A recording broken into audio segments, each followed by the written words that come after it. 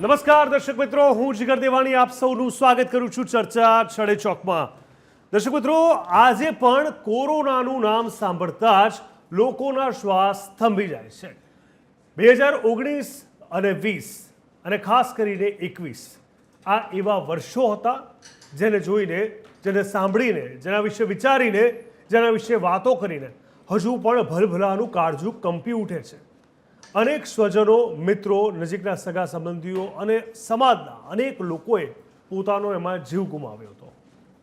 Corona નામ સાંભળતા જ એમ થાય છે કે હાશ, હવે તો આ સમય પત્યો। પરંતુ દુઃખદ વાત, દુઃખદ ઘટના, દુઃખદ સમાચાર એ છે કે ફરી એકવાર ચીન, હોંગકોંગ અને ખાસ કરીને કહી શકાય કે આવા ઘણા બધા અલગ કન્ટ્રીઝ એવા સામે આવ્યા છે કે જ્યાં ફરી એકવાર, ઇન્ક્લુડિંગ સિંગાપુર, કે જ્યાં ફરી એકવાર કોરોનાએ કહેર મચાવવાનું શરૂ કર્યું છે। સવાલ એ છે કે શું ફરી એકવાર આ વેવ આખા વિશ્વને ઘેરશે? સવાલ એ છે કે શું આ ભારતને પણ ઘેરવા જઈ રહ્યું છે? અને સવાલ એ છે કે શું આ ડરાવનાર ઇતિહાસનું પુનરાવર્તન થવા જઈ રહ્યું છે? જાણીશું, સમજીશું તેના વિશે આજે ચર્ચા છડે ચોકમાં।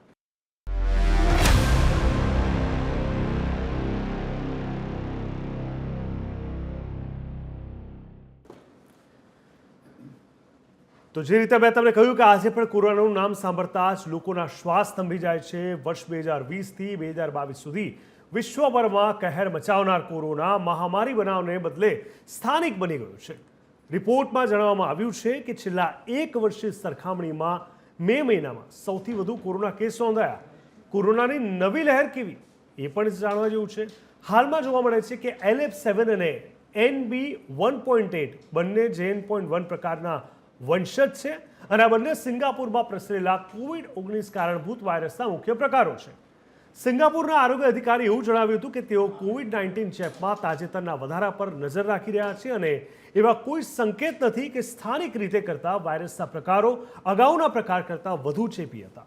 સિંગાપુરમાં વધતા COVID-19 કેસની વાત કરીએ તો આરોગ્ય મંત્રાલયે MOH અને સંક્રમિત રોગો એજન્સી એટલે કે CDA એક નિવેદનમાં જણાવ્યું હતું કે 27 એપ્રિલથી 3 મે 2025ના અઠવાડિયામાં COVID-19 કેસ વધીને 14,200 થવાનો અંદાજ છે, જે પાછલા અઠવાડિયામાં 11,100 હતો અને આ સમયગાળા દરમિયાન સરેરાશ દૈનિક COVID-19 હોસ્પિટલમાં દાખલ થવાની સંખ્યા 102થી વધીને 133 થઈ ગઈ। પરંતુ સઘન સંભાળ એકમમાં સરેરાશ દૈનિક કેસ ઘટીને 2 થયા। COVID-19ના નવા વેરિયન્ટ્સ વિશે જો વાત કરીએ તો આરોગ્ય અધિકારી એવું કહ્યું કે હોસ્પિટલો હાલમાં કેસોમાં વધારાને નિયંત્રિત કરવામાં સક્ષમ છે। નિવેદનમાં એવું પણ જણાવ્યું કે આરોગ્ય મંત્રાલય અને સંચારી રોગો એજન્સી સિંગાપુરમાં COVID-19 ચેપમાં તાજેતરના વધારા પર નજર રાખી રહ્યા છે। એવા કોઈ સંકેત નથી કે સ્થાનિક રીતે કરતાં વેરિયન્ટ્સ વધુ ચેપી છે અથવા અગાઉ ફેલાયેલા વેરિયન્ટ્સ કરતાં વધુ ગંભીર રોગનું કારણ બને છે। ત્યારે COVID-19 ચેપમાં વધારો ઘણા પરિબળોને કારણે હોઈ શકે છે, જેમાં વસ્તીની રોગ પ્રતિકારક શક્તિમાં ઘટાડો પણ હોઈ શકે છે। નવા વેરિયન્ટ સામે રસીકરણને લઈને પણ સવાલ છે। આરોગ્ય અધિકારીએ જણાવ્યું હતું કે LF7 અને NB1.8 બંને JN.1ના વંશજ છે। સ્થાનિક રીતે ક્રમબદ્ધ કેસોમાં આ પ્રકાર 2/3થી વધુ કેસ ધરાવે છે। એટલે કે MOH અને CDA ગંભીર COVID-19ના જોખમમાં રહેલા લોકોને રસીકરણ સાથે અદ્યતન રહેવાની સલાહ પણ આપી છે। વધુમાં ગંભીર જોખમ ધરાવતા લોકોને છેલ્લા ડોઝના લગભગ 1 વર્ષ પછી વધારાનો ડોઝ લેવાની સલાહ પણ આપવામાં આવે છે અને નિવેદનમાં એવું કહેવામાં આવ્યું છે કે જોખમમાં રહેલા વ્યક્તિઓમાં 60 વર્ષ અને તેથી વધુ ઉંમરના લોકો, તબીબી રીતે નબળા વ્યક્તિનો સમાવેશ થાય છે। ખુદની કેવી રીતે સંભાળ લેવી એના પર પણ આગળ ચર્ચા કરીશું, પરંતુ ગ્રાફિક્સના માધ્યમથી સૌથી પહેલાં આપણે સમજી લઈએ જે રીતે આપણે જાણીએ છીએ કે આ એક ખતરનાક બીમારી બની શકે છે। કોરોનાએ ફરી એકવાર માથું ઊંચક્યું છે। એશિયામાં સંક્રમણ ધીરે ધીરે વધી રહ્યું છે, સ્પષ્ટ રીતે જોવા મળી રહ્યું છે। સાથે જ પાડોશી દેશોમાં કોરોનાની નવી લહેરે પણ તબાહી મચાવી છે। એટલે કયા કયા પાડોશી દેશ હવે આની ચપેટમાં આવશે એ જોવું રહ્યું। ત્યારે ભારતમાં કેટલો ખતરો એના પર સૌની નજર છે। સ્વાભાવિક રીતે સિંગાપુરમાં 14,000, હોંગકોંગમાં કોરોનાના 31 કેસ થયા છે। ઘણાના મોતની પણ વાત સામે આવી છે। ત્યારે ચીન અને થાઇલેન્ડમાં પણ એલર્ટ આપી દેવામાં આવ્યું છે। સાથે સાથે કહી શકાય કે ભારતમાં કોવિડના 3 વેવ જોવા મળ્યા હોવાની પણ વાત સામે આવી છે। આના પર પણ આજે આપણે સમજવાની કોશિશ કરીશું। ત્યારે એ પહેલાં સૌથી અગત્યના આપણે સવાલ પર નજર કરીએ। સવાલ છડે ચોકના માધ્યમથી સિંગાપુર અને હોંગકોંગમાં કોવિડ-19ના ઉછાળાનું કારણ શું છે એ આજે જાણવું ખૂબ જ જરૂરી છે। અચાનક જ આ કેવી રીતે ઉથલો મારે છે? શું કોવિડ-19ના નવા પ્રકારો વધુ ચેપી છે? એની તપાસ થવી ખૂબ જ જરૂરી છે. સાથે સાથે ગંભીર કોવિડ-19 માટે કોણ સૌથી વધુ સંવેદનશીલ છે? ફરી એકવાર ચીન તો જવાબદાર નથી ને? ત્યારે લોકો પોતાને કેવી રીતે સુરક્ષિત રાખી શકે છે?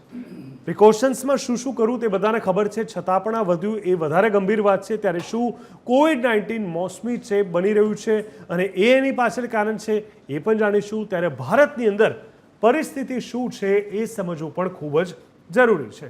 સાથે જ વધતા કેસ માટે હોસ્પિટલો કેટલી તૈયાર છે? ભૂતકાળમાં આપણે તૈયાર ન હતા, જેની મોટી કિંમત આપણે ચૂકવવી પડી હતી. ત્યારે શું વર્તમાન રસીઓ નવા પ્રકારો સામે અસરકારક છે કે કેમ તે જાણવું પણ જરૂરી બન્યું છે. સાથે જ આપણે સમજીશું કે શું લોકોએ વધતા કેસોથી ગભરાવવું જોઈએ. સાથે સાથે અગત્યનો એક બીજો સવાલ કે કોવિડ-19ના કેસોનું ભાવિ માર્ગ શું છે? ફરી એકવાર આખા વિશ્વને ઘેરવા જઈ રહ્યું છે કે કેમ? ત્યારે ચર્ચાને આગળ વધારીએ. ચર્ચા માટે આપણી સાથે TV13ના સ્ટુડિયોમાં ઉપસ્થિત છે રાકેશ શાહ, જે સિનિયર સાયન્ટિસ્ટ છે. રાકેશભાઈ, ખૂબ ખૂબ સ્વાગત છે. અને સાથે જ ડૉક્ટર ઝલક પટેલ, જે ટ્રાન્સફ્યુઝન મેડિસિન છે રેડક્રોસ તરફથી. ડૉક્ટર ઝલક પટેલ, આપનું પણ ખૂબ ખૂબ સ્વાગત છે. રાકેશભાઈ, આપના વિશે પહેલાં હું લોકોને જણાવવા માંગીશ, સમજાવવા માંગીશ. આપ એક સાયન્ટિસ્ટ છો, ત્યારે શું આપની પ્રેક્ટિસ રહી, શું અનુભવ રહ્યા? કોવિડ-19 લઈને ક્યાં, કઈ જગ્યાએ, કેવા પ્રકારના રિસર્ચ આપે ભૂતકાળમાં કર્યા છે? થોડો આપણો પરિચય હું જાણવા માંગીશ. હું Rakesh Shah, senior scientist, online telemedicine research institute અને CBRND ડિફેન્સ રિસર્ચ. હું આપને અહીંયા એક વાત ચોક્કસપણે જણાવીશ કે કોવિડ ઉપર, આ તો કોવિડ એક સ્પેસિફિક નામ આપ્યું, પણ કોરોના કહીએ છીએ અમે. કોરોનામાં અમે 1995થી આની અંદર અમે વર્ક કરી રહ્યા છીએ. અને આપને ખ્યાલ હશે કે 2000ની સાલમાં સાર્સ કરીને એક રોગ આવી ગયો હતો. કોરોનાનો જ એક ભાગ હતો જેને સાર્સ કહેવાય છે. અને કોવિડ જે છે એ 80% ઇઝ અ સાર્સ. એટલે અમે જે 2000ની સાલમાં ચાઇના, મલેશિયા, સિંગાપુર આ કન્ટ્રીની અંદર જ્યારે આ સાર્સ ફેલાયો, ત્યારે અમે પોતે ત્યાં એ કન્ટ્રીમાં જઈને એને કંટ્રોલ કરવાનો પ્રયત્ન કરેલો. આ પછી આવ્યો છે અહીંયા આપણે જો ભારતની અંદર કહીએ તો સ્વાઇન ફ્લૂ આવી ગયેલો. અને સ્વાઇન ફ્લૂ વખતે પણ અમે ગવર્મેન્ટ ઓફ ગુજરાત અને ગવર્મેન્ટ ઓફ ઇન્ડિયા સાથે રહીને ઘણા બધા પ્રોજેક્ટ કર્યા કે જેમાં અમે લગભગ 1.5 કરોડ લોકોને સ્કેન કરી અને આઇસોલેટ કરી દીધેલા હતા. આ હું આપને બેકગ્રાઉન્ડ શેના માટે જણાવી રહ્યો છું કે આ બધા જે છે, જે સ્વાઇન ફ્લૂ હોય કે સાર્સ હોય, એના જ એક્સટેન્શનને કોવિડ-19 કહે છે અત્યારે. અને 80% of the SARS is exactly the module, એના જે કંઈ પણ ઇન્ટરનલ જે આપણે કોન્ફિગરેશન કહીએ છીએ અમારી લેંગ્વેજમાં, એ બધા જ સાર્સના જ એક એક્સટેન્શન છે. આપણે 1.5 કરોડ સ્કેન કરવાની વાત કરી, મારે એ થોડુંક સમજવું છે. કેવી રીતે, ક્યાં, કઈ પ્રોસેસથી એ લોકોને સ્કેન કરીને તપાસ થઈ હતી? ઇનિશિયલી જે સ્કેનિંગનું જે અમે 1995થી સ્ટાર્ટ કરેલું, તો એ વખતે થર્મલ સ્કેનિંગ કહેવાતું હતું. થર્મલ સ્કેનિંગમાં શું છે કે થર્મલ કેમેરાથી અમે એક પર્સનની એક ઇમેજ પ્રોડ્યુસ કરીએ છીએ, નોર્મલ પર્સનની, અને એ જ પ્રમાણે ઇન્ફેક્ટેડ પેશન્ટની અમે ઇમેજ પ્રોડ્યુસ કરીએ. અને બેઝડ ઓન ધી એનાલિસિસ અને data available with the database, એના ઉપરથી સ્કેનિંગ કરીને આઈડેન્ટિફાઈ કરીએ કે દેર આર ધ પોસિબિલિટી, સે 50% પોસિબિલિટી છે, 80% પોસિબિલિટી છે કે ઇન્ફેક્શનમાં જશે કે નહીં જાય. આ બધા જ એનાલિસિસ અમે કરીએ છીએ. આનું રીઝન એટલું જ છે કે એક વખત કોવિડનું ઇન્ફેક્શન લાગી ગયું છે, પછી તો ડૉક્ટર એની કેર લેવાના છે, પણ એને ઇન્ફેક્શન ના લાગે એ માટેનો અમારો પ્રયત્ન હોય છે. અને અમે અત્યાર સુધીમાં છેલ્લા 30 વર્ષમાં અમે દરેક કન્ટ્રીમાં અમારી પહેલી એન્ટ્રી હોય છે કે આ રોગ ચાલુ થાય અને લોકો ઇન્ફેક્શનમાં આવી જાય એ પહેલાં એને કેવી રીતે બચાવી શકાય, અને એ માટેના બધા પ્રોટોકોલ અમારી આખી રિસર્ચની ટીમ એ તૈયાર કરતી હોય છે based on time to time. એટલે સપોઝ કે કોવિડ છે તો કોવિડના પહેલા વેવમાં અમારા પ્રોટોકોલ્સ જુદા હતા, કોવિડના બીજા વેવમાં જુદા, કોવિડના ત્રીજા વેવમાં જુદા. એવી જ રીતે અત્યારે જો ફરીથી આ જો કોવિડ ફેલાય છે ઇન્ડિયામાં, તો એના પણ અમારે જુદા જુદા પ્રોટોકોલ ડિસાઇડ કરતા હોઈએ છીએ. ઠીક છે, Yeah. બિલકુલ ચોક્કસ એના પર આગળ વધીએ છીએ. ડૉક્ટર ઝલક પટેલ પણ જોડાયા છે. ઝલક, હવે જે રીતે આપણે સમજવાની કોશિશ કરીએ કોવિડને લઈને, આપે એ 2-3 વર્ષની અંદર જે સેવાઓ પૂરી પાડી હતી, અનેક લોકોને બ્લડ પહોંચાડવાથી લઈને કહી શકાય કે એ વખતે ઘણા બધા અલગ ટેકનિકલ ટર્મ્સ પણ એમાં ઊભા થયા હતા. બ્લડની સાથે મને નામ યાદ નથી આવી રહ્યું, ઘણા બધા ડોનેશનને લઈને આપણે પ્રકાર જોયા હતા અને એને લઈને પણ આપણે સમજવાની કોશિશ કરી હતી કે આ કેટલું ગંભીર સાબિત થઈ શકે છે. જે તે સમયે 2019માં પહેલાં તો જ્યારે કોવિડે એન્ટ્રી કરી એ વખતે કોઈને ખબર નથી કે આ એટલું ગંભીર સ્વરૂપ ધારણ કરશે. 2020માં જ્યારે ગંભીર સ્વરૂપ ધારણ કરી લીધું ત્યારે ઘણા બધા લોકો હજી હળવાશથી લઈ રહ્યા હતા અને 2021માં જ્યારે મોતનો આંકડો ઘરે ઘરે વધવા લાગ્યો ત્યારે તો લોકોએ એવું સમજી લીધું કે કદાચ કોઈ પણ ક્ષણે કોઈની પણ જોડે કંઈ પણ થઈ શકે એમ છે.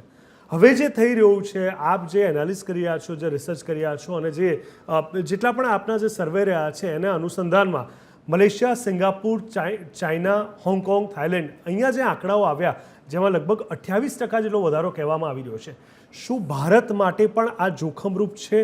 શું ભારતને પણ આ કોઈને કોઈ રીતે ઘેરશે નજીકના સમયમાં?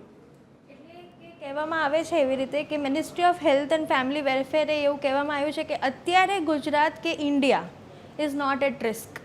પણ એમાં એવું નથી કે આપણે કાળજી ના રહીએ.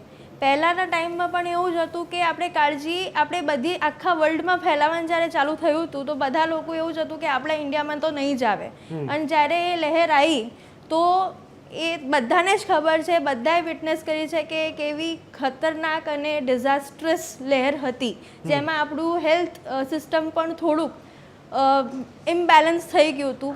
બટ આ વખતે જ્યારે આપણને ખબર છે કે આપણા નેબરિંગ એટલે કે પડોશી કન્ટ્રીઝની અંદર અગર આ વધ્યું છે અને આ 28% રાઇઝ આપ્યું છે એણે એક અઠવાડિયાની અંદર, તો એ વસ્તુને આપણને એવી રીતે લેવું કે હવે આપણે કાળજી રાખવાની ચાલુ કરી દેવી જોઈએ. અને આપણે પહેલાં એવું જ હતું કે આપણા પૂર્વજો જે કહેતા હતા કે ઘરે જઈને આપણે પેલું લીંબુ પાણી પીએ, જે આપણી ઇમ્યુનિટી સ્ટ્રોંગ કરે એવા પદાર્થ લઈએ, પછી ઘરે જઈને બધા પહેલાં સ્નાન લેતા હતા. તો એ બધું કોવિડ દરમિયાન જ્યારે વધેલું હતું ત્યારે બધા કરતા હતા અને ગ્રેજ્યુઅલી જેમ જેમ આપણે વધતા ગયા અને કોવિડની અસર ઓછી થતી ગઈ એટલે લોકો એને લાઇટલી લેવા માંડ્યા છે. તો આ વસ્તુ પર ખાલી એટલો એમ્ફસિસ નાખવાની જરૂર છે, ભાર નાખવાની જરૂર છે કે હવે આપણે એ ટાઈમ ફરથી ના જોઈએ, એના માટે પ્રિકોશન લેવાનું ચાલુ કરીએ. બિલકુલ સાચી વાત છે. પ્રિકોશન્સ ખૂબ જ જરૂરી હોય છે અને આપણે હંમેશા કહેતા હોઈએ છીએ ને કે જ્યારે આપણે કોઈ પણ દવા લેતા હોઈએ છીએ, તાવ ભાવ આવ્યો હોય અને પછી લગભગ 3 ડોઝ આપ્યા હોય એમાંથી 2 ડોઝમાં જ્યારે સારું થવા લાગે અને આપણે એવું સમજી લઈએ છીએ કે હવે દવાની શું જરૂર છે અને 3જો ડોઝ નથી લેતા અને પછી ઉથલો મારે છે ત્યારે ફરી એકવાર એક લાંબી ટ્રીટમેન્ટનો આપણે ભોગ બનતા હોય છે. ચોક્કસથી હવે અહીંયા આપણે શું સમજવાની જરૂર છે ઝલક? પહેલાં તો મારે એટલા માટે સમજવું છે કારણ કે આખી સિચ્યુએશન એવી છે કે એક તો અનપ્રિડિક્ટેબલ રહી થ્રુઆઉટ ધ પીરિયડ ભૂતકાળની અંદર, પરંતુ અનપ્રિડિક્ટેબલ પણ રહી, એની કોઈ સ્પેસિફિક દવા પણ નથી બની, એની કોઈ સ્પેસિફિક ટ્રીટમેન્ટ પણ નથી બની.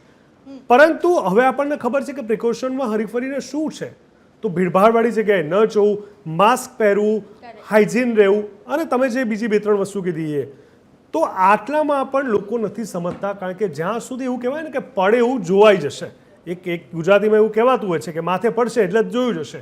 આ પ્રકારનો અભિગમ જો નહીં બદલે લોકો, તો લાગે છે કે આ ભારત માટે પણ આ રેડ ઝોન સાબિત થશે આગળના સમયમાં.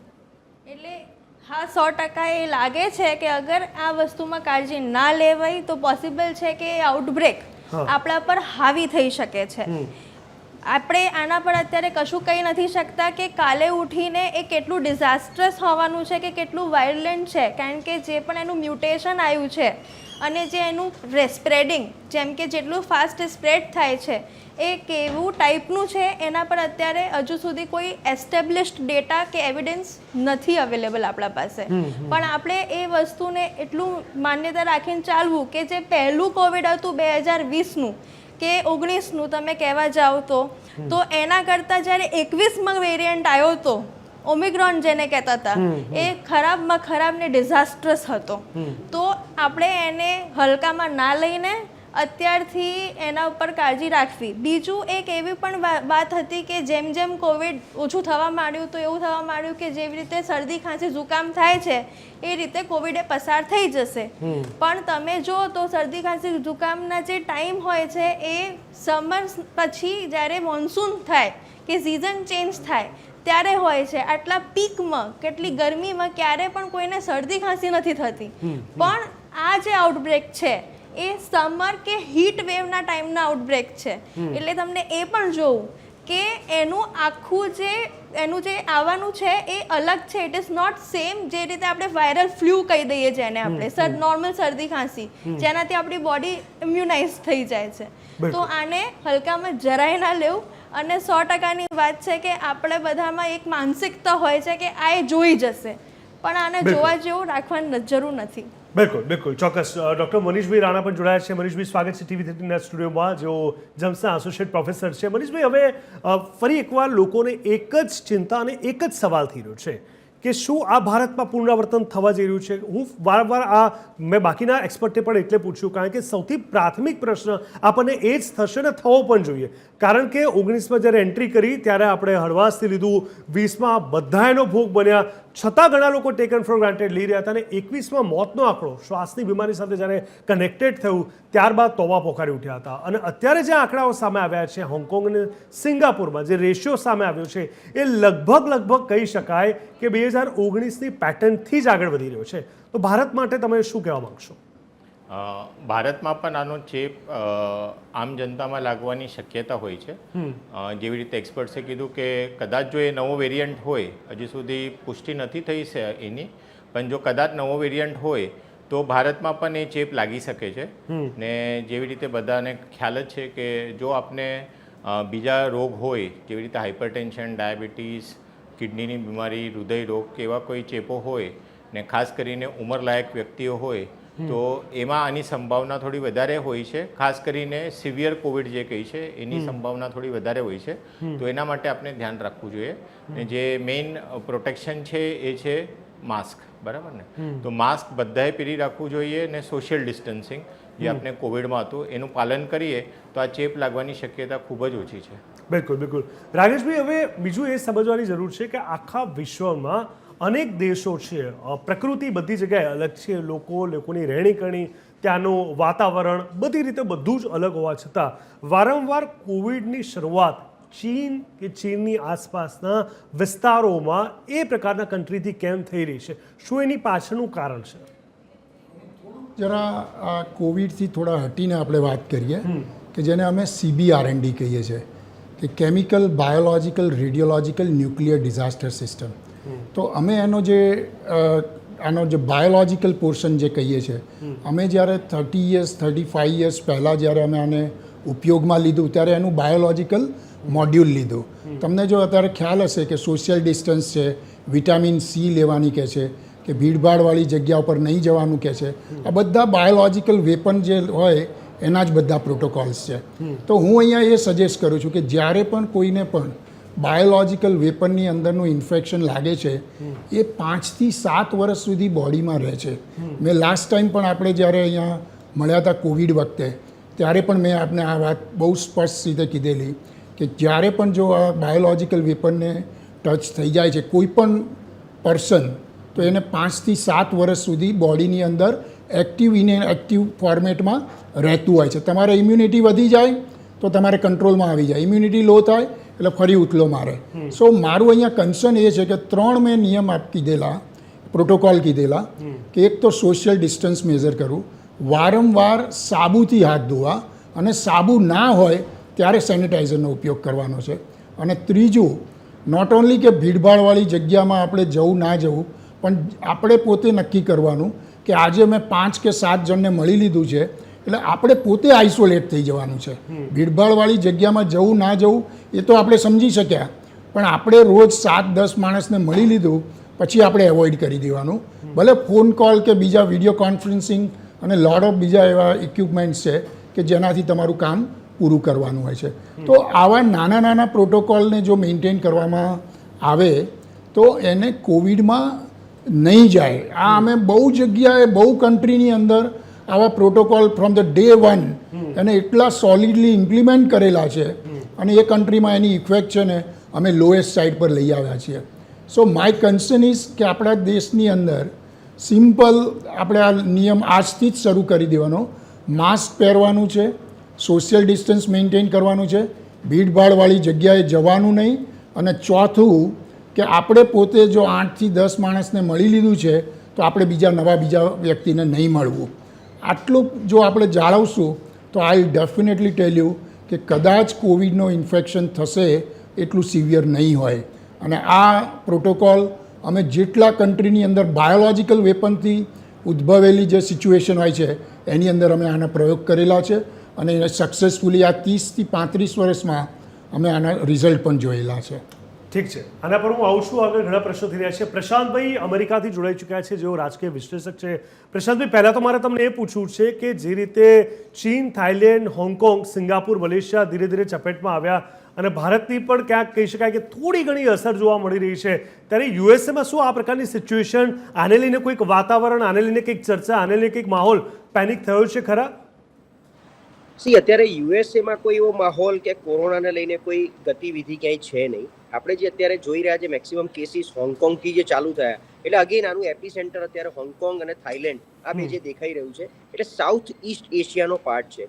હવે મૂળ આખી ક્રોનોલોજીને તમે સમજો 2020 પછી જે કોરોના આખા વર્લ્ડમાં ચપેટમાં આવ્યું અને જે વખતે લોકોએ વેક્સિનેશનથી લઈ અને જે કંઈ એના પ્રિકોશન્સ રાખ્યા, અત્યારે થાઇલેન્ડમાં છે ને છેલ્લા 2-3 મહિનામાં બહુ બધા ફેસ્ટિવલ્સ થઈ રહ્યા છે. ખાસ કરીને સોંક્રેન કરીને આનું મૂળ એપિસેન્ટરમાં મારે ઘૂસવું છે અત્યારે તમને થોડી એની માહિતી, કારણ કે સોંક્રેન કરીને જે એક મેજર ફેસ્ટિવલ એક આખો મહિનો જે ઉજવાયો એપ્રિલમાં, ત્યારબાદ આ બધા કેસીસમાં વધારો જોવા મળ્યો છે પહેલી નજરે. અને એ ત્યાં મૂળ એટલા માટે કે આ જે વાયરાલિટી હતી ત્યાં એ મેક્સિમમ કવર કરી છે. એના પછી જે કંઈ ટ્રાવેલર્સ હોંગકોંગ, થાઇલેન્ડ અને સિંગાપુરના જે સોંક્રેનમાં હતા એ વર્ગમાં વધારે જોવા મળ્યો છે, જે મારું અત્યારનું હાલનું ટેમ્પરરી રિસર્ચ બોલી રહ્યું છે. બીજી વાત કે આના સિવાય ક્યાંય છે નહીં. હવે સાઉથ ઈસ્ટ એટલે લગભગ આપણે બોર્ડર પર આવી ગયા છે. પ્લસ ઇન્ડિયાનું અત્યારે તો ઠીક છે, યુદ્ધના પરિસ્થિતિના હિસાબે ટ્રાવેલિંગ થોડું ઘણું રિસ્ટ્રિક્ટેડ છે, કોઈ આવે કોઈ ના આવે, આપણે પણ થોડું રિસ્ટ્રિક્ટ કર્યું છે. પણ જો ત્યાંથી ટ્રાવેલિંગ વધતું જાય, કારણ કે અત્યારે વેકેશનનો માહોલ છે, ઘણા બધા ઇન્ડિયન પણ ટુરિસ્ટ તરીકે બહાર નીકળ્યા છે, જવાના છે, ત્યાંથી આવવાના છે, તો બની શકે ત્યાંથી નાનો મોટો એક ઇન્ફેક્શન જો એવું લઈને આવે તો ઇન્ડિયામાં પણ, કારણ કે જે ગતિથી હોંગકોંગ, સિંગાપુરમાં વધ્યો છે જે કેસીસ, અને ખાસ કરીને કેસીસ ડેથની દિશામાં આગળ વધ્યા છે. ક્રિટિકલ પહેલા કેવું હતું કે ક્રિટિકાલિટી ઓછી હતી, આપણે જે કે 21નો જે વેરિયન્ટ હતો એ બહુ ફાસ્ટ હતો, એ રીતે અત્યારનો જે હોંગકોંગનો વેરિયન્ટ છે થોડો ફાસ્ટ છે, ક્રિટિકાલિટીની દિશામાં ઝડપી વધે છે.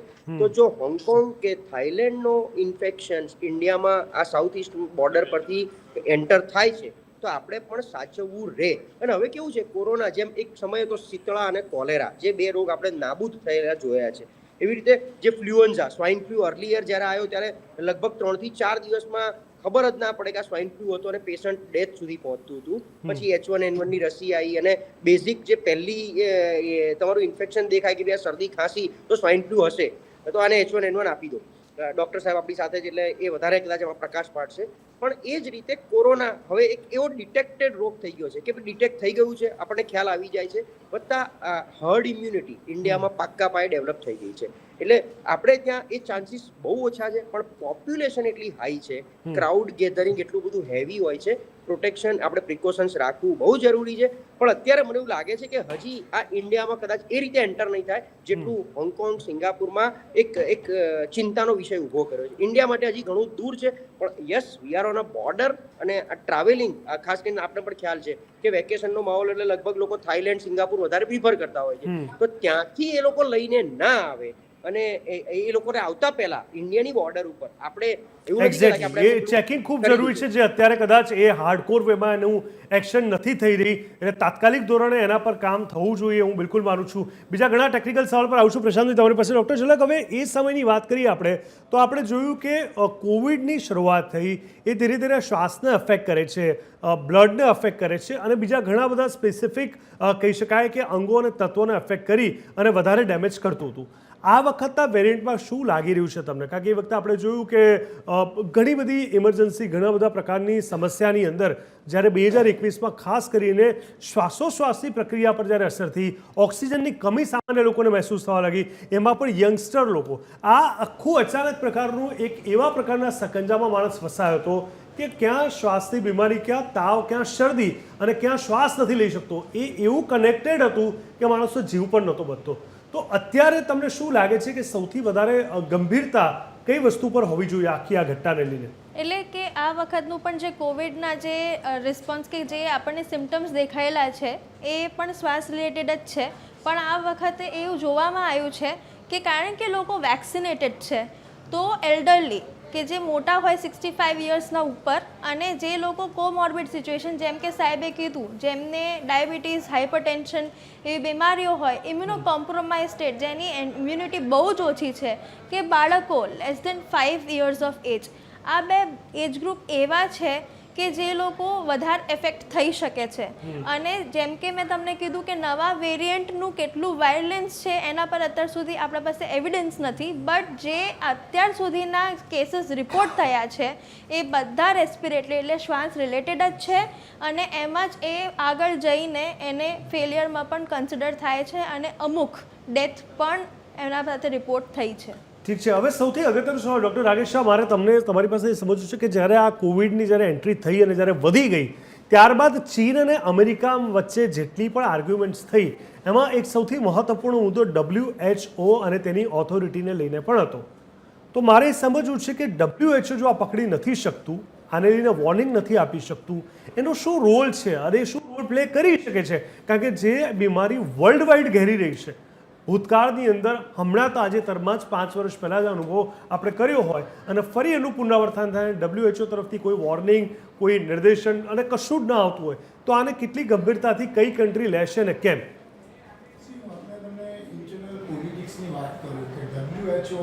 અહીંનું આપણું ICMR હોય કે NHS યુકેનું હોય કે તમે CDC તમે યુએસની તમે કમ્પેર કરો, આ બધી ઓર્ગેનાઇઝેશનનો શું ઇશ્યુ હોય છે at the end of the day કે મેડિકલ આ કોવિડ છે એ કોઈ મેડિકલનો કોઈ ઇશ્યુ નથી જ્યાં સુધી સ્પ્રેડ નથી થતો.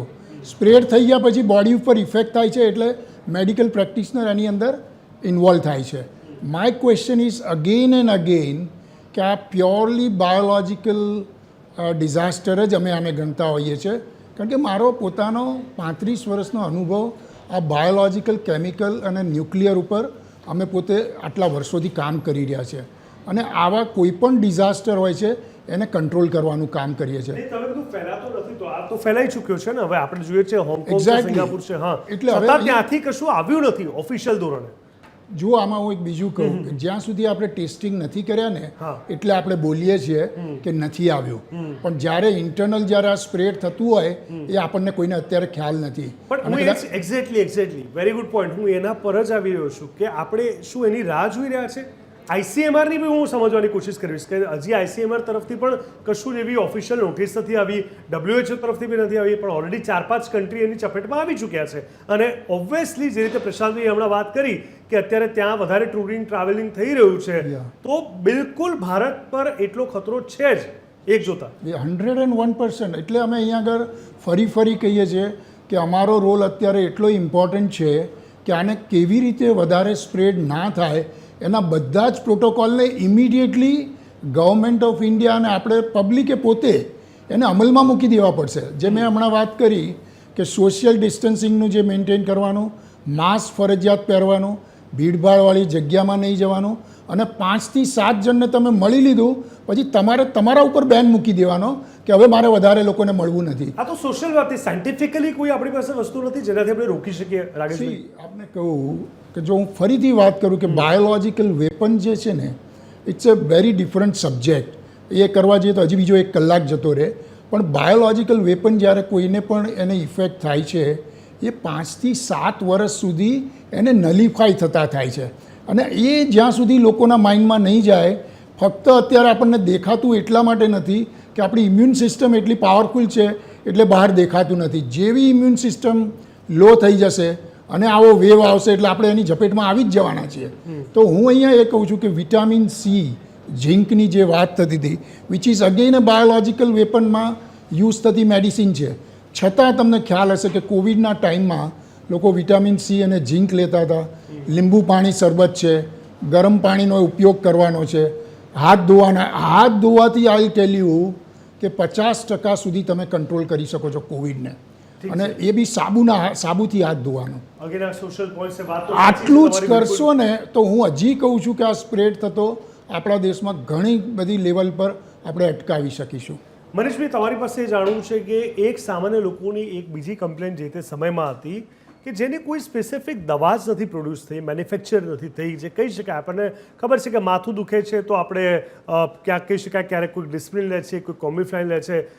એ રીતે આપણે હંમેશા જોયું કે અત્યારે આ કોવિડની કોઈ ઓફિશિયલી એવી કોઈ દવા નથી, જેમ કે ડાયાબિટીસની હોય, બ્લડ પ્રેશરની હોય, હાર્ટની હોય, અને છતાં પણ લાખો રૂપિયાના બિલ એ લોકોને જ્યારે ચોપડાવી દેવામાં આવતા હતા ત્યારે સામાન્ય માણસ ખૂબ હેરાન થયો હતો. અને એ વખતે કોઈ પાસે એવો આન્સર જ નહોતો કે કઈ વસ્તુનું બિલ આ લોકોને પાસ થઈ રહ્યું છે. It's not about bill and financial transaction, it's all about શું મેડિકલી એવું ઉપલબ્ધ છે જે ગેરંટી કરે છે કે એ લોકોને બચાવી શકે, અને શું એવું ઉપલબ્ધ છે જે શોર્ટ છે, જે એક્સપેરિમેન્ટ બેઝ પર નહીં જાય પણ સ્ટ્રેટ હવે કહેવામાં આવશે કે આટલી દવા અને આટલી વસ્તુ રાખવી પડશે હવેના તબક્કા માટે. જો ગયા વખતે પણ કોવિડ હતું, કારણ કે એક નવું વાયરસ હતું 2020માં, ને વાયરસના સામે આપણી પાસે બહુ જ ઓછી દવાઓ હોય છે, ને અમુક વાયરસ છે જેવી રીતે સ્વાઇન ફ્લૂ છે તો ત્યાં ટાઇમી ફ્લૂ ને બધી કામ કરે છે. પણ કોવિડમાં પણ આ જ હતું કે આપણે કેવી દવા કામ કરશે, ને ત્યારે આપણે ઘણું બધું ટ્રાયલ્સ ના કર્યું હતું. પણ છેલ્લે ઇન્જેક્શન રેમડેસિવિર હતી, એ ખાસી ઇફેક્ટિવ મેડિસિન હતી, ને એ એક દવા છે જે કોવિડ સામે ખૂબ જ સારી રીતે કામ કરે છે. પણ હવે એનું સાયન્સ સમજવું પણ થોડું અઘરું છે, ને અમે આના ઉપર રિસર્ચ કર્યું હતું, ને એ સાયન્સના હિસાબે એવું છે કે કોવિડ જે છે વાયરસ એ પહેલાં શરીરમાં એન્ટર થાય છે તો શરૂઆતમાં તમને તાવ ને શરદી ખાંસી ઉધરસ ખાસું હોય છે. જો તાવ ને શરદી ખાંસી ઉધરસમાં કોઈ સુધારો નથી થતો 3 થી 4 દિવસમાં, તો આપણે રેમડેસિવિર ઇન્જેક્શન ચાલુ કરી દેવું જોઈએ. કારણ કે જ્યારે એ ફેફસાને ઓક્સિજન સપ્લાય પર અફેક્ટ કરે છે ત્યારે શું છે, ઇમ્યુન રિસ્પોન્સ થાય છે. ઇમ્યુન રિસ્પોન્સ ક્યારે થાય? જ્યારે વાયરસ તમારા શરીરમાંથી નીકળી ગયો છે ને એન્ટીજન એન્ટીબોડી રિએક્શન થઈ ગયું છે જે ઇમ્યુન રિસ્પોન્સ તરીકે કામ કરે છે, તો ત્યારે રેમડેસિવિર આપવાનું. લગભગ 7મા 8મા દિવસ પછી રેમડેસિવિરનો રોલ બહુ ઓછો નથી રહેતો.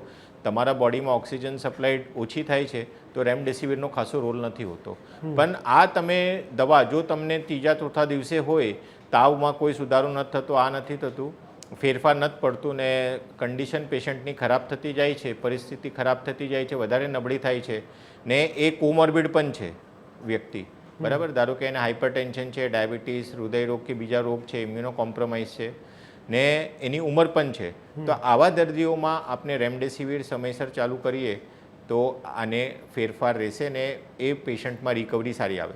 હવે એક વખત જો પેશન્ટ ઇમ્યુનો મોડ્યુલેશન ફેઝમાં જતું રહે છે, ઇમ્યુન રિસ્પોન્સ ફેઝમાં, જ્યાં એના ફેફસા પર ફરક પડે છે, એને એન્ટીજન એન્ટીબોડી રિએક્શન થાય છે, ઓક્સિજન સેચ્યુરેશન ઓછું થાય છે, ઓક્સિજનની રિક્વાયરમેન્ટ વધે છે, તો ત્યારે આપણે ઇમ્યુનો મોડ્યુલેટર્સ યુઝ કરે છે, જેવી રીતે સ્ટીરોઇડ યુઝ કરીએ છીએ. પછી જરૂરત પડે તો છેલ્લે ટોસિલિઝુમેબ પણ યુઝ કર્યું હતું આપણે, તો એવી દવાઓ યુઝ કરવી પડે છે અને પેશન્ટને બહાર કાઢવું પડે છે. હવે કોઈપણ રોગમાં 100% ગેરંટી ના હોય કે પેશન્ટ બહાર આવશે જ, બરાબર. પેશન્ટનું બોડી રિસ્પોન્સ કેવું કરે છે, વાયરસનું લોડ કે ઇફેક્ટ કેવી છે એના ઉપર ડિપેન્ડ કરે. પણ જો આ સમયસર બધું ચાલુ થયું, એમાં વિન્ડો પીરિયડ નેરો હોય છે, સારા સેન્ટર્સ પર સારા ડૉક્ટર્સની મોજગીરીમાં જો સારી રીતે સારવાર થતી હોય તો પેશન્ટ બહાર આવી શકે છે, એની શક્યતા ખૂબ જ સારી હોય છે. પણ એ છે કે પેશન્ટ ઘણી વખત શું છે કે આ માઇનર સિમ્ટમ્સ ડિલે કરે છે. આપણે શરદી ખાંસી તાવ જે છે 3-4 દિવસ થયા, સુધારો ન થતો, વધારે પેશન્ટની તબિયત ખરાબ થાય છે, ને પછી કોવિડ ચેપની બીક હોય છે, તો એ કોવિડના લીધે આવતા નથી કે ના સારું થઈ જશે, સારું થઈ જશે. તો એ રીતે સમય વધારે ખેંચીને ના ખેંચીને તરત જ સારવાર લેવા માટે આવી જવું જોઈએ. ઠીક છે. પ્રશાંતભાઈ, હવે ખાસ કરીને કારણ કે યુએસએની વાત કરવામાં આવે તો આપણે જોયું કે પોલિટિકલીથી લઈને કોઈ પણ મોટા મુદ્દા પર યુએસનું ક્યાંક ને ક્યાંક ઇન્વોલ્વમેન્ટ જરૂરી પણ હોય છે અને ક્યાંક ને ક્યાંક નોંધપાત્ર પણ હોય છે. કોવિડને લઈને પણ જ્યારે અમે શરૂઆતમાં વાત કરી કે આપણે જોયું કે ઘણી બધી જગ્યાએ એમની આર્ગ્યુમેન્ટ WHOને લઈને હતી અને ઘણી બધી રીતે ચીન સાથે એ લોકો જે તે સમય પર સામે આવ્યા હતા. It's not about Cheen versus USA, but it's not about યુએસએનું હવે કોઈ ઓપરેશન હશે કોવિડને લઈને કારણ કે આની શરૂઆત કહેવાય ને કે દુઃખ દર્દ અને દેવું શરૂઆતથી જ ડામી દે જ હોશિયાર વ્યક્તિ કહેવાય. યુએસએ પોતાને મહાસત્તા અથવા જગત જમાદાર કહેતું હોય અને કોવિડના 4, 5, 6 કન્ટ્રીમાં વેવ્સ સ્ટાર્ટ થઈ ચૂક્યા છે, તો ત્યાં કોઈ એવી એક્શન સ્ટાર્ટ થઈ છે એની કોરોના વાયરસને લઈને અથવા પછી ક્યાં કહેવાય કે એરપોર્ટ પર સાવચેતીના પગલાંને લઈને કોઈ બીજા પ્રિકોશન્સને લઈને? એટલે હજી મેં કીધું બહુ એટલો બધો હાઈપ અહીંયા ક્રિએટ નથી થયો અને એવા કોઈ કેસીસ પણ જોવા નથી મળ્યા. અત્યારે માત્ર ને માત્ર એશિયા પૂરતું સીમિત છે, એટલે આની ઉપર હજી બહુ એટલું ગંભીર વિચારણા ચાલુ થઈ નથી. પણ યસ, જ્યારે આવું કંઈ બી ઊભું થાય છે એટલે ડેફિનેટલી આપણને ખ્યાલ છે કે બધાની પહેલી નજર ચાઇના ઉપર જાય કે ભાઈ ચાઇનાએ કંઈક ઊભું કર્યું અને આ કોરોના વાયરસ ત્યાંથી ડેવલપ થઈ રહ્યો છે. તો યુએસ ડેફિનેટલી ક્યાંક ને ક્યાંક પહેલાં તો અત્યારે ટ્રેડ વોરની આટલી બધી વોર ચાલી રહી છે, એ સિવાય અત્યારે આપણે જોયું તો ભારત પાકિસ્તાનના યુદ્ધમાં પણ ચાઇના અને યુએસ એમની રીતે પોતપોતાના લાકડા લડાવવા માંડ્યા. એ પરિસ્થિતિમાં હવે યુએસની ઓલરેડી હેલ્થ સિસ્ટમ ઘણી બધી એડવાન્સ બી છે. ભલે કોરોના વખતે એટલી એડવાન્સ એટલે નહોતી કે એ લર્નિંગ સ્ટેજમાં હતા, પણ એ પછી એ લોકો એકદમ સ્ટેબલ પેલામાં આવી ગયા છે. પણ હું ખાસ કરીને ઇન્ડિયાના પર્સપેક્ટિવમાં જો વાત કરું તો 2 વસ્તુ કોરોનાને આપણે ખાસ ધ્યાનમાં રાખીએ છીએ કે હાઈ ગ્રેડ ફીવર અને હેવી શરદી એટલે ફ્લુએન્ઝા જેને આપણે કહીએ છીએ. આ 2 વસ્તુમાં તમને લાર્જર સિમ્ટમ્સ દેખાય તો ડેફિનેટલી પ્રિકોશનરી એક્શન્સ આપણે ઇન્ડિવિજ્યુઅલ લેવલ પર ચાલુ કરી દેવા જોઈએ. હમણાં સાહેબ વાત કરતા હતા રેમડેસિવિરની, પણ આપણે ત્યાં શું થાય છે, કોરોના એટલે હવે એક સિનોનિમ્સ બની ગયું હતું કે કોરોના આવ્યો છે, રેમડેસિવિર લઈ લો, O2 લેવલ હાઈ કરી નાખો, O2 માટે દોડવા માંડો, ઓક્સિજનના બાટલાની વ્યવસ્થા કરવા માંડો. આ જે પછી એક પેનિક ક્રિએટ થાય છે, એ પેનિક ક્રિએટ ના થાય એનું ખાસ તંત્રએ ધ્યાન રાખવાનું છે, સરકારે ધ્યાન રાખવાનું છે, આપણે લોકોએ, કે પેનિક કોઈ જાતનો ક્રિએટ ન થાય, જેથી કરીને આગળ જતાં કોઈ તકલીફ ના પડે આપણને.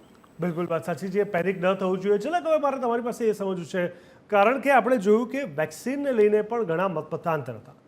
કોઈક લેતું જ નહોતું, કોઈક લેવા માટે આતુર હતું, કોઈકે 1 જ ડોઝ લીધો, કોઈકે 2 ડોઝ લીધા.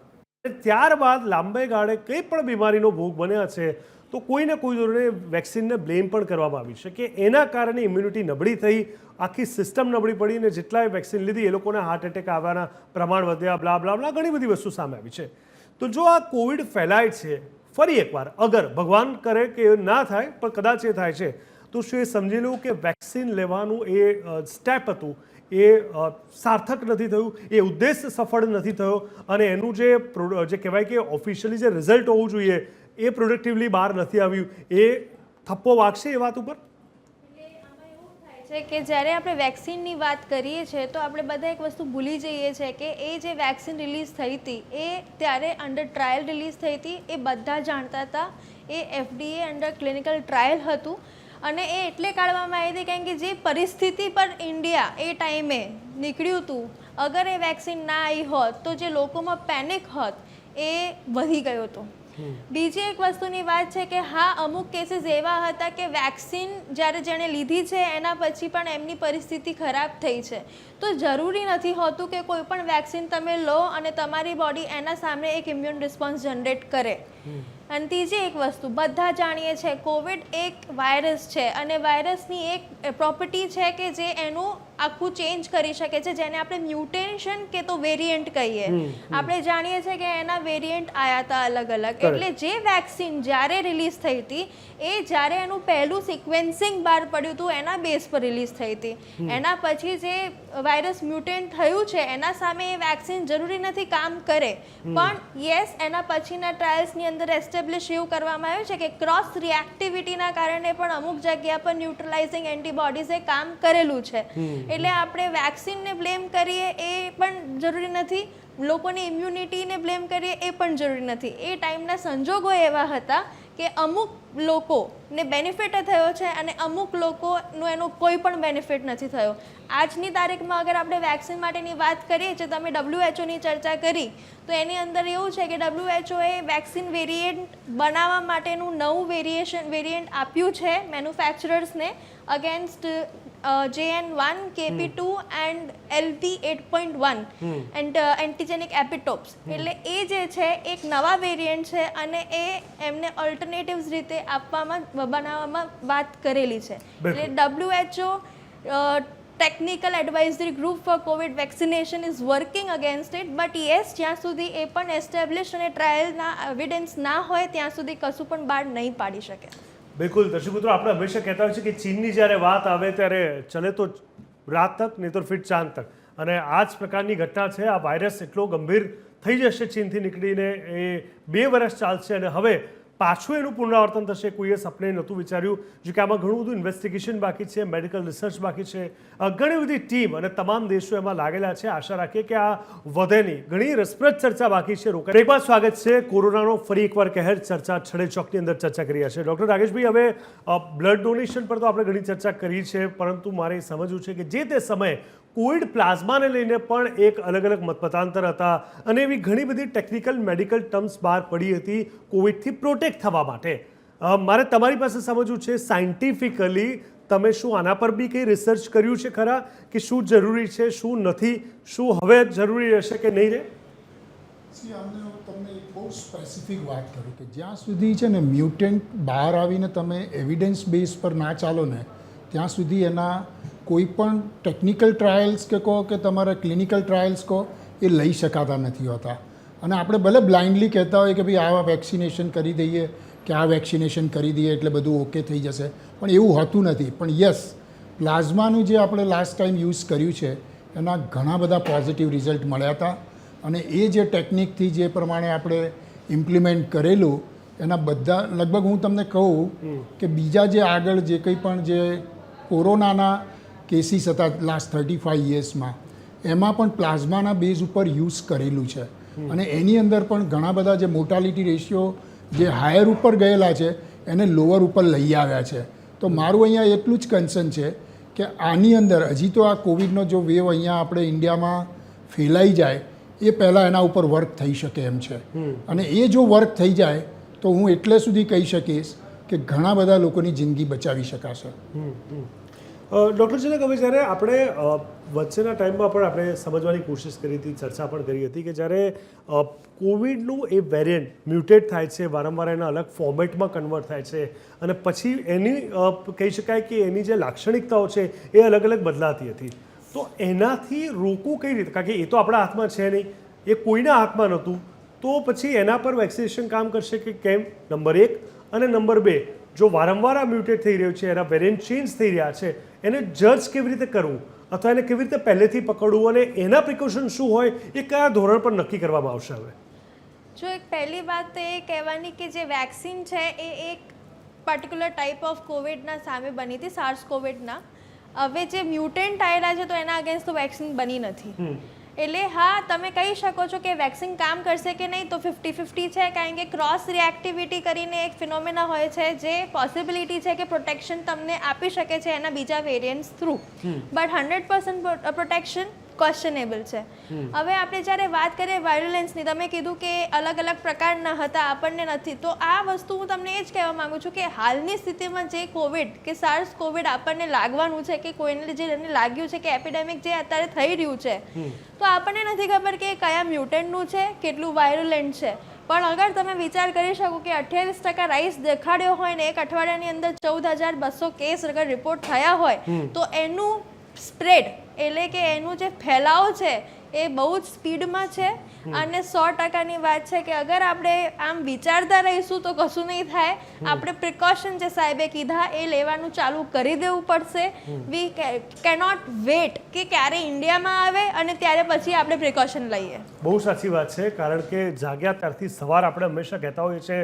મનીષભાઈ, શું કહેશો? તમારું સ્થાનિકો, સમાજને, સામાન્ય લોકોને શું કહેવું રહેશે? કારણ કે હજી પણ આ કોવિડ એવો રોગ છે કે જેની પ્રોપર કોઈ દવા નથી. કહેવાય તો શરદી, ખાંસી, તાવ જ છે, પણ સાથે સાથે એની નથી કોઈ દવા બની, નથી એના પર કોઈ ઠોસ કામ થયું અને ખાસ કરીને એને જજ નથી કરી શકાતું. એ સૌથી ગંભીર વાત છે જે અલગ અલગ ટાઈમે અલગ અલગ રીતે તમામ પ્રકૃતિને ઘેરવાની કોશિશ કરે છે. જો આપણે જોયું છે કે ઇન્ફ્લુએન્ઝા જે છે, આપણે સાધારણ રીતે શિયાળામાં કે જ્યારે વાતાવરણમાં પરિવર્તન આવે છે ત્યારે આપણે શરદી, ખાંસી, ઉધરસ થતી હોય છે, એ ઇન્ફ્લુએન્ઝા વાયરસથી થતું હોય છે. કોવિડ ઉપરાંત એ જે પ્રકારનું એક વાયરસ છે ને આપણે અપેક્ષા કરીએ છીએ, આશા રાખીએ છીએ કે આ વેરિયન્ટ જે છે હમણાં હાલ જે ચાઇના, થાઈલેન્ડ ને હોંગકોંગ ને સિંગાપુરમાં આવ્યો છે એ આપણા દેશને બહુ પ્રભાવ ના કરી શકશે. એનું કારણ છે કે આપણા અહીંયા ખૂબ જ સારા ઇન્ફેક્શન ને ઇમ્યુનિટી થઈ છે નેચરલ ઇન્ફેક્શનથી, ને રસીકરણ પણ ખૂબ જ સારું થયું છે ને રસીકરણની થોડી બહુ અસર પણ રહેશે. પણ હા, જેવી રીતે મેડમે કીધું કે સારા નવી રસી જે આવશે નવા વેરિયન્ટની, તો જે કોમોર્બિડ જે હાઈ રિસ્ક ગ્રુપ છે એ લોકોએ આપને આ નવી રસી લેવી જોઈએ. ને જેવી સૌથી અગત્યનું બધાને ખબર જ છે કે માસ્ક વાપરવું જોઈએ. કોરિયા જે છે એમાં ફર્સ્ટ વેવ અને સેકન્ડ વેવમાં ખૂબ જ ઓછા કેસીસ થયા હતા. એનું એક જ કારણ હતું કે એ લોકોએ માસ્ક યુઝ કર્યો હતો અને સોશિયલ ડિસ્ટન્સિંગ રાખ્યું હતું. ત્યાં લોકડાઉન પણ નહોતું, બધા કામ કરતા હતા પણ માસ્ક યુઝ કરતા હતા અને સોશિયલ ડિસ્ટન્સિંગ રાખતા હતા અને હેન્ડ હાઇજીન જે છે એ રાખવાનું છે. માસ્ક અને સોશિયલ ડિસ્ટન્સિંગ આ ખૂબ જ અગત્યનું છે ને એનું જો આપણે સારી રીતે પાલન કરીએ તો આપણા દેશમાં આનો ચેપ બહુ ફેલાશે નહીં ને લોકોમાં ભય આવવાની પણ જરૂરત નથી. હોંગકોંગમાં દર્શક મિત્રો, આજના દિવસની વાત કરીએ, બ્લુમબર્ગના રિપોર્ટ પ્રમાણે 31 લોકોના મોત થયા છે. ચોક્કસથી રાકેશભાઈ, હવે આપણે ફરી એકવાર એના પર પાછા જઈએ તો આપણે સૌ જાણીએ છીએ કે સૌથી પહેલું સ્ટેપ આઈડિયલી તો એ હોવું જોઈએ કે તમામ એરપોર્ટને એ રીતે સુસજ્જ કરવા પડે કે ત્યાં તાત્કાલિક ધોરણે ટેસ્ટ થાય અને ત્યારબાદ જ પ્રોસેસ આગળ વધે. હજી સુધી એ નથી થયું. આપણા તરફથી આ મોટી એક ગંભીર ડ્રોબેક અત્યારના પ્રિકોશન્સના સ્ટેપ્સને લઈને કહી શકો? સી, આમાં બે વસ્તુ છે. એક થર્મલ સ્કેનિંગ છે અને બીજું છે ઇમેજિંગ કેમેરા.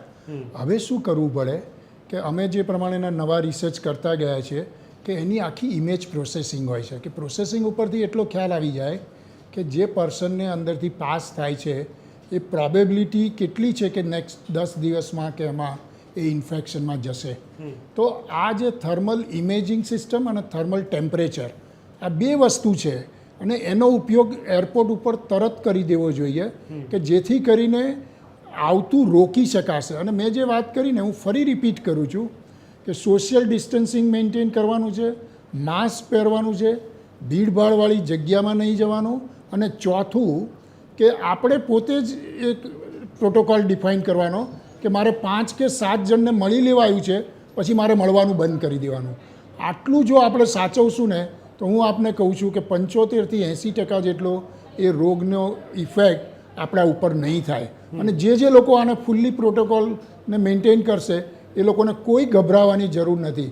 પણ જો આને નથી કર્યું તો you B tech rest assure કે આપણે એવા જે ડેલ્ટામાં જે આપણે ડેથ થયા હતા ઓમિક્રોન કરતાં પણ વધારે એ સ્ટેજમાં જતા રહેતા વાર નહીં લાગે. કારણ કે આ છે ને આપણે શ્વાસોશ્વાસની ક્રિયા જોડે જોડાયેલું છે. આજના જે કંઈ પણ હોંગકોંગના અને મલેશિયા કે સિંગાપુરના જે વેરિયન્ટ છે એની આ અત્યારની પ્રેઝન્ટ સિચ્યુએશન છે. બિલકુલ વાત સાચી છે. ડૉક્ટર ઝલક, કેટલું પ્રેક્ટિકલી કેટલું ફિઝિબલ લાગી રહ્યું છે કે લોકો 4 થી 5 લોકોને જ મળે કે ના મળે? કારણ કે સ્ટ્રિક્ટ રિસ્ટ્રિક્શન હતું, એ સમયે પણ લોકો ફોલો નહોતા કરી શક્યા, ઘણી જગ્યાએ શક્ય હતું પણ નહીં. પરંતુ અત્યારે જ્યારે ઓફિશિયલી કે ડિક્લેર ના થયું હોય, ભારતમાં એન્ટ્રી ના થઈ હોય, જોકે જરૂરી તો છે, વાત બિલકુલ સાચી કરી ડૉક્ટર રાકેશભાઈએ, પરંતુ કેટલું ફિઝિબલ તમને દેખાઈ રહ્યું છે લોકોના બિહેવિયરને લઈને, અહીંના લોકોની આદતને લઈને કે આ તમામ વસ્તુને મેન્ટેન કરશે? એટલે જો આની અંદર બહુ સિમ્પલ છે કે ચોઇસ ઇઝ યોર્સ. તમારી પોતાની ચોઇસ છે. તમારા ઘરમાં એલ્ડરલી પીપલ અને નાના બાળકો બંને એજ ગ્રુપના લોકો રહે છે. તો હવે જે તમે બહાર જાઓ છો, અગર તમે જ રેસ્ટ્રિક્ટ નહીં કરો તો તમારી ફેમિલીને કેવી રીતે પ્રોટેક્શન મળશે?